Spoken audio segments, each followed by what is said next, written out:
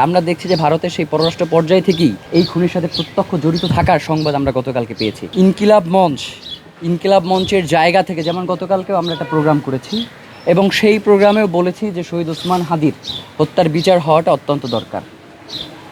তো এখন যেই ব্যাপারটা আপনাদের সামনে পরিষ্কার করা দরকার সেটা হচ্ছে গত 4 মাসে কেন আমরা আর কি এই কাজগুলো নিয়ে করলাম না। দেখেন, সরকার আমাদেরকে বলছে যে তিনি এই ব্যাপারে যথেষ্ট আন্তরিক, এবং আপনারা দেখেছেন না যে যখন পররাষ্ট্র পর্যায়ের বৈঠক হইল এবং খুনিদেরকে ফিরিয়ে আনার ব্যাপারে পররাষ্ট্র মন্ত্রণালয় থেকে বলা হইল যে ভারত সম্মত হয়েছে, তখন একরকমের তো শহীদ ওসমান হাদির খুনি আমাদেরকেই বানানো হয়েছিল, এরকম একটা ব্যাপার ঘটছে না।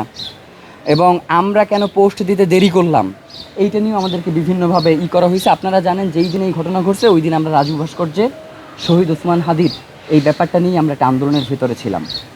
তো সরকারের পক্ষ থেকে আমাদেরকে সুস্পষ্টভাবে জানিয়েছে যে সরকার এই ব্যাপারে যথেষ্ট আন্তরিক এবং তারা খুনিদেরকে ফিরিয়ে আনার ব্যাপারে তারা সর্বোচ্চ চেষ্টা করছে, তারা কিছুটা সময় চায়।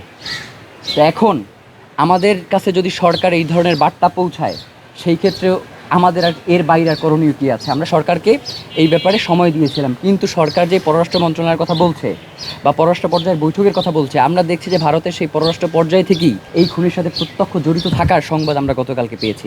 যার কারণে আজকে আমরা এখানে ধরেন একরকমের সরকারকেও মনে করছি যে রাষ্ট্রের কুশীলবরাও এর সাথে জড়িত থাকতে পারে, সেই জায়গা থেকেই আমাদের এইখানে আসা, এর বাইরে অন্য কোনো কারণ নাই। মানে আমরা প্রত্যেকটা ইস্যুতে শহীদ ওসমান হাদির এই হত্যার বিচার নিয়ে কথা বলিনি এমন কোনো নাই, এবং গত 4 মাসে অন্তত আমরা 30-এর অধিক প্রোগ্রাম করেছি এবং প্রত্যেকটা প্রোগ্রামে শহীদ ওসমান হাদির এই হত্যার ব্যাপারে আমরা জোরালো আলাপ করেছি।